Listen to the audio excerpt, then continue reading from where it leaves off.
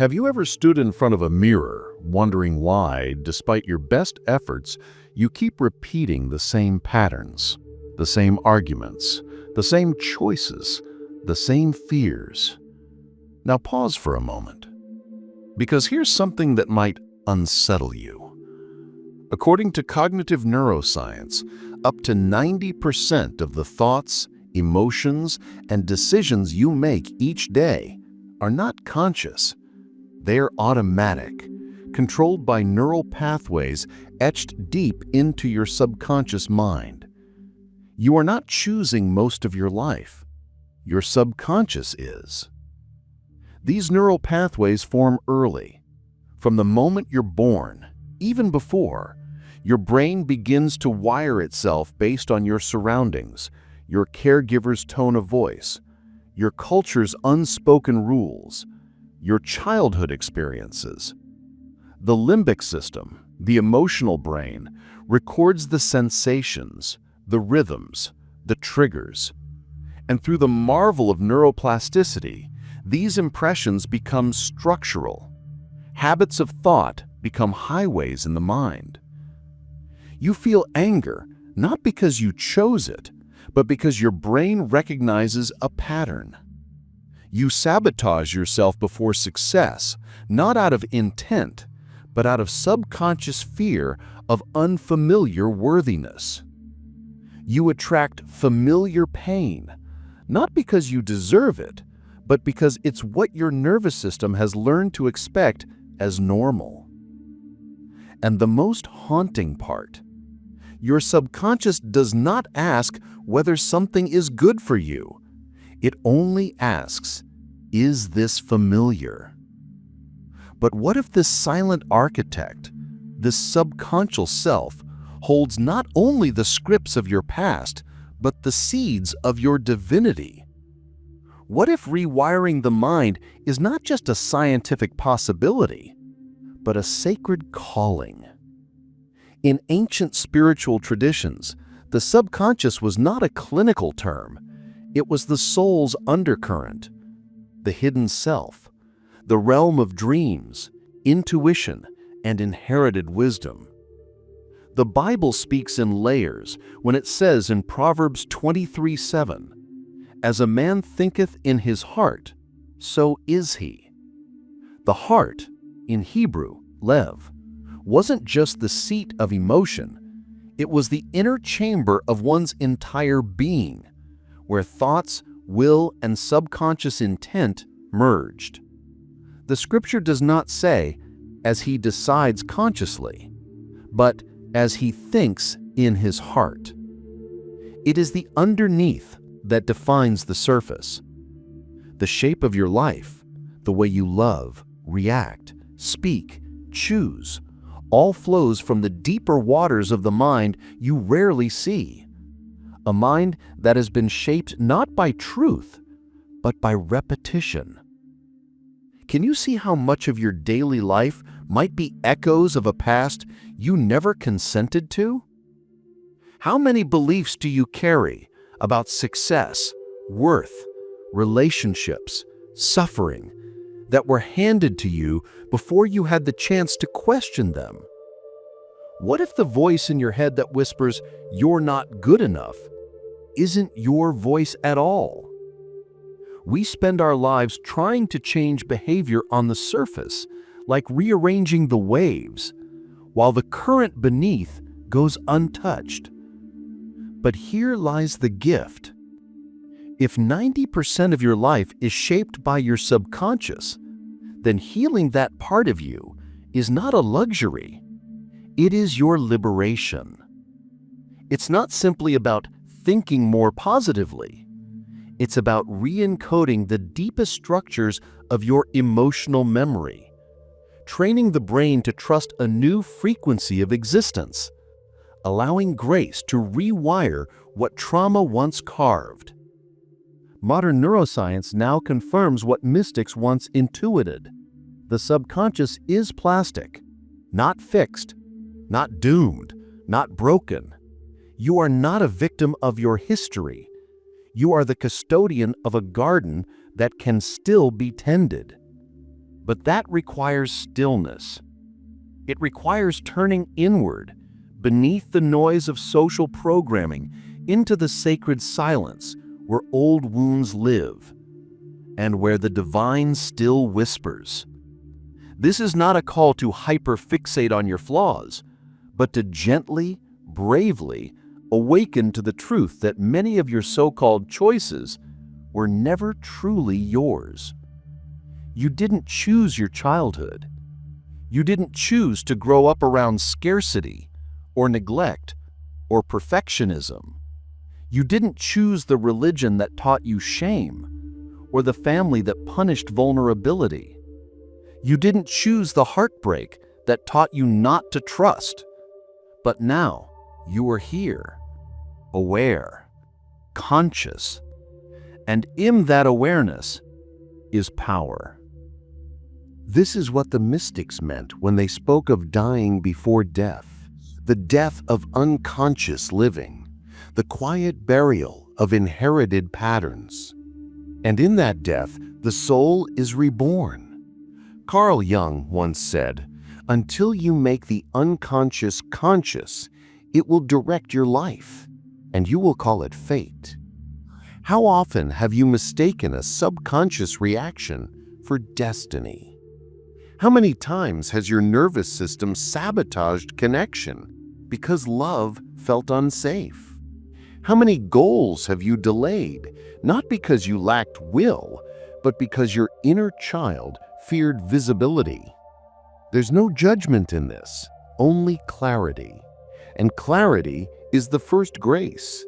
So ask yourself, what have I been calling me that is merely memory? What voice have I obeyed that might have belonged to someone else? What habits have I defended that no longer serve who I am becoming? The soul's journey is not to condemn the subconscious, but to integrate it, to bring light into the shadow, to restore the nervous system to a state of divine coherence, to remember that beneath all programming lies the image of God, untouched. This journey is not about becoming someone new.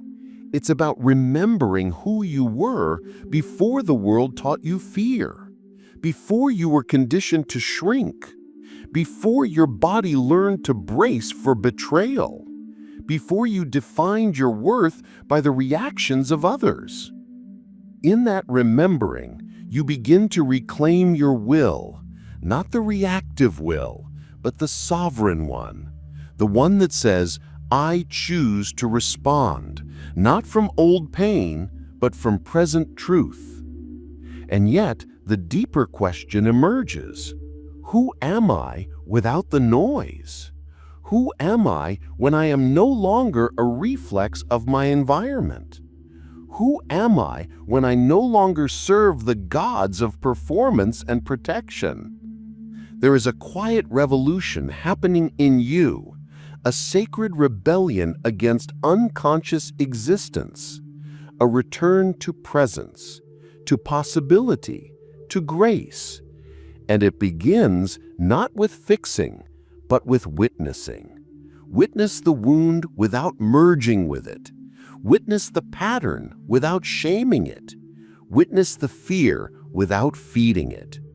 For what you witness in love begins to dissolve. Your subconscious is not your enemy. It is the child who never stopped hoping to be seen.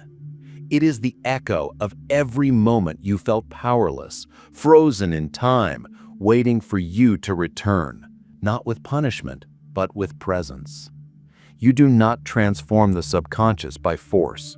You transform it with compassion. Every reaction you've judged, every emotion you've numbed, every habit you've called weakness was once your nervous system doing its best to protect you. Your procrastination may be fear in disguise. Your overachieving may be a trauma-shaped attempt to earn love. Your anger may be grief that was never allowed to speak. And yet, how often do we respond to these parts of ourselves not with tenderness, but with war?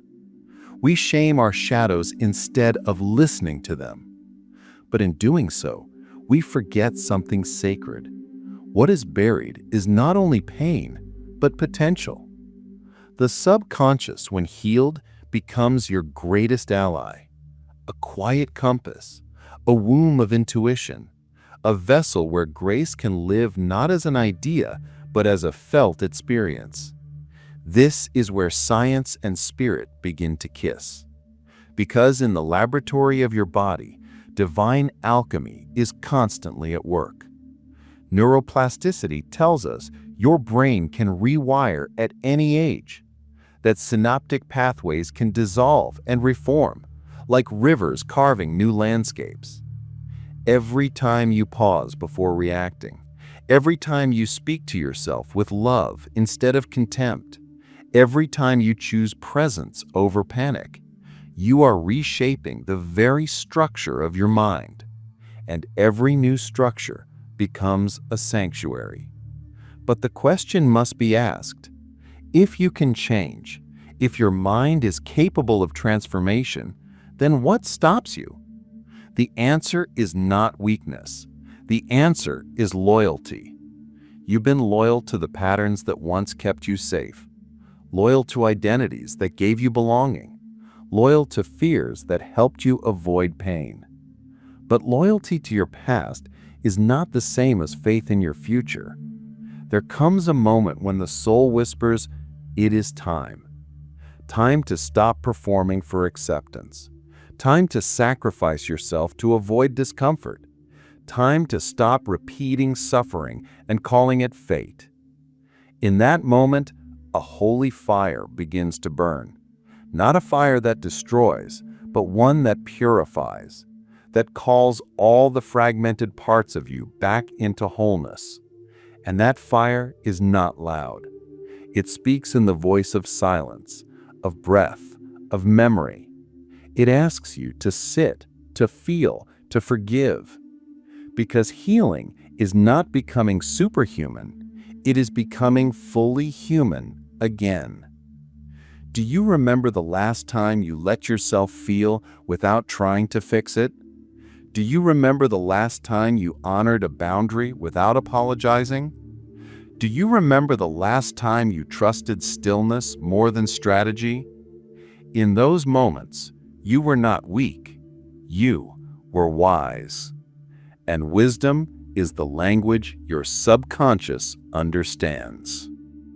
When you begin to honor your rhythms instead of resisting them, when you begin to speak to yourself as if your soul were listening, when you begin to notice your triggers not as enemies, but as invitations, your internal world begins to shift. Not because you forced it, but because you loved it into alignment. Ancient scriptures have always pointed us to this. In the Bhagavad Gita, Krishna says to Arjuna, "The mind is restless, turbulent, strong, and obstinate. Controlling it is harder than controlling the wind, but it can be trained through practice and detachment." The mind, left untamed, is like the wind, unpredictable and wild. But the mind, once trained in grace, becomes a sail.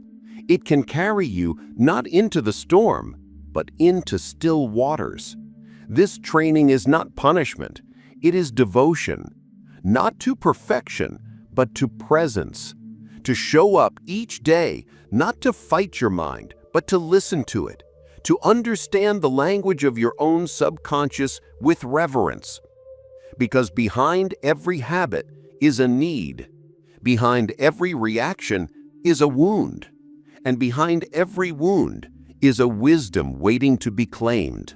So ask yourself gently, what does my subconscious believe about love, about safety, about worth, about God? Because even your faith can be filtered through old pain. You may believe in a God who punishes because you were taught love must be earned. You may believe in grace but struggle to receive it because your subconscious still expects pain. But the soul knows better. The soul remembers Eden. The soul remembers the sound of wholeness before the world broke your name into pieces. And your journey now is to return to that sound, to make your body safe enough to hear it again. This is not abstract, this is cellular. When you begin to live in alignment with truth, not reactive truth, but eternal truth, your biology changes.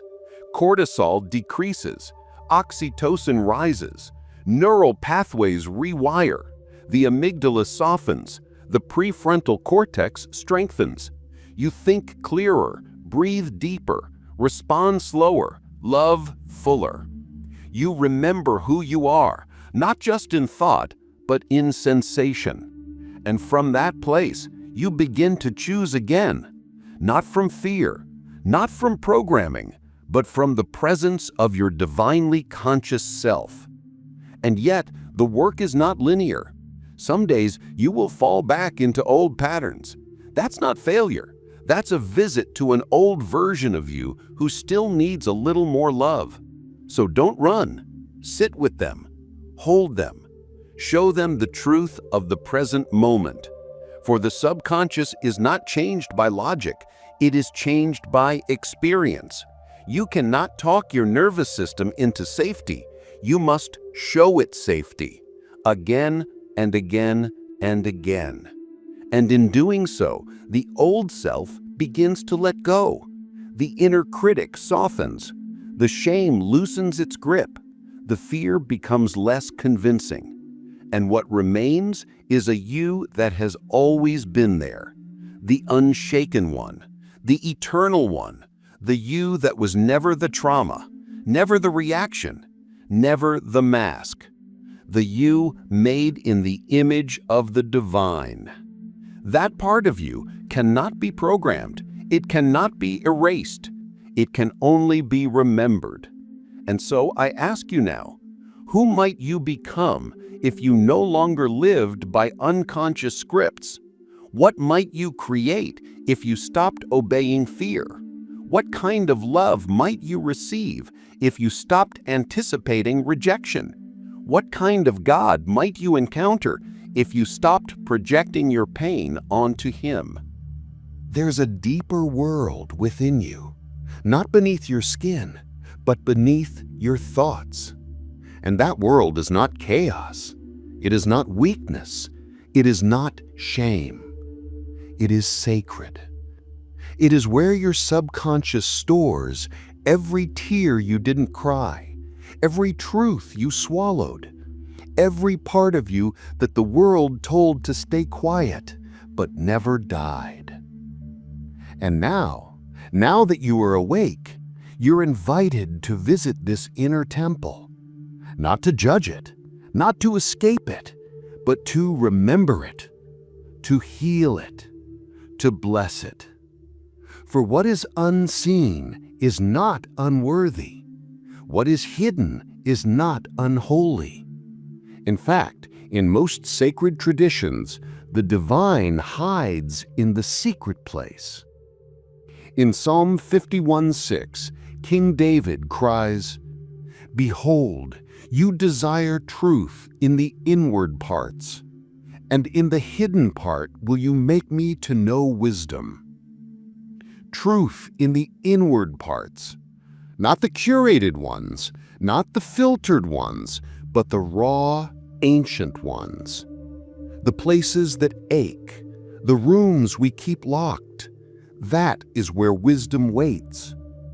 Wisdom doesn't come from suppressing your subconscious.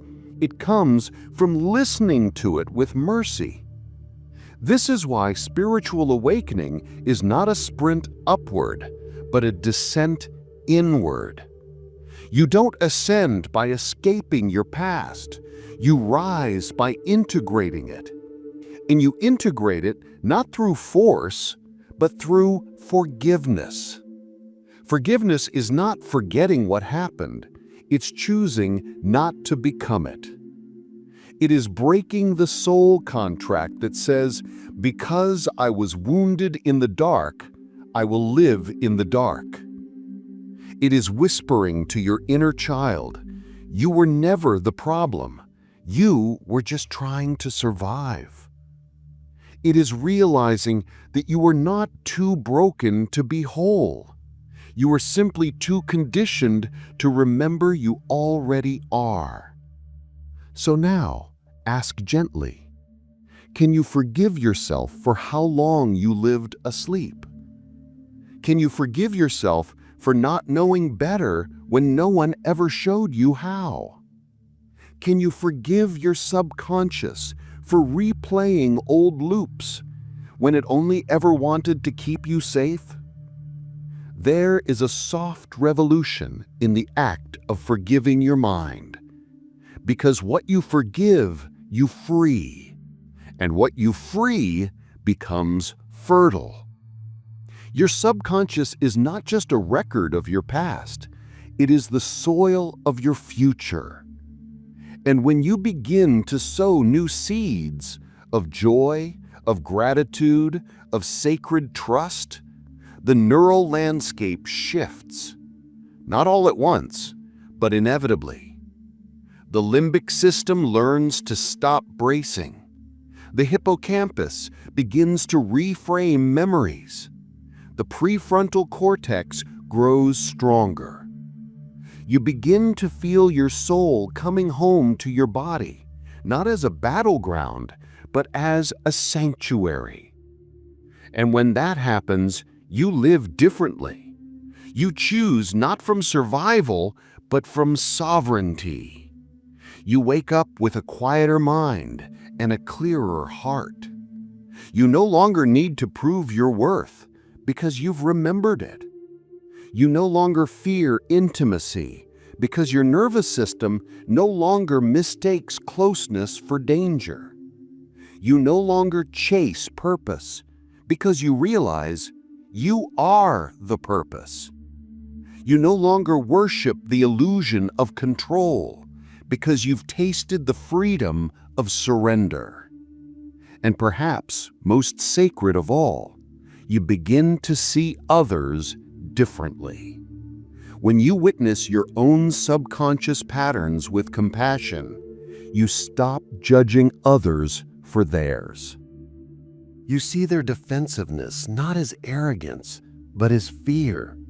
You see their anger not as cruelty, but as pain in disguise. You see their addiction not as weakness, but as a longing for peace they haven't found yet. You stop reacting and you start relating from soul to soul. You stop defending and you start holding space from grace to grace. You stop echoing generational pain and you begin creating generational peace. And this is how healing becomes holy, not because you floated above your past, but because you went back and blessed it. You gave your subconscious a new job, not to keep you small, but to help you expand, not to scan for danger, but to sense divine alignment, not to hold trauma, but to hold truth. This is not just reprogramming, it is resurrection, the rebirth of your mind, the remembering of your essence, the reconnection to your source. And yet the mystery still remains. Why now? Why are you awakening to this truth today? Perhaps your soul knew that the illusion had run its course, that survival alone could no longer sustain you, that it was time to stop outsourcing your life to unconscious reactions, that your future could no longer be entrusted to unhealed patterns. So now, not tomorrow, not someday, but now, you are invited to choose again, to pause before reacting, to breathe before believing the old story, to rewire not only for function, but for freedom, to stop seeking God in the clouds and start meeting Him in your nervous system. And in that sacred stillness, a new question arises. If 90% of your life has been shaped by the subconscious, what will happen when you begin to shape your subconscious on purpose? What happens when love becomes your baseline? When grace becomes your habit? when presence becomes your program, when peace becomes familiar. You will not become someone else. You will become fully yourself for the first time, and the world will not recognize you, but your soul will. So tonight, when you close your eyes, don't just try to fall asleep. Go inward, touch the patterns, whisper to the child, bless the pain, reclaim the script, and in the silence, let your subconscious know we are not living in survival anymore. We are safe. We are home. We are free.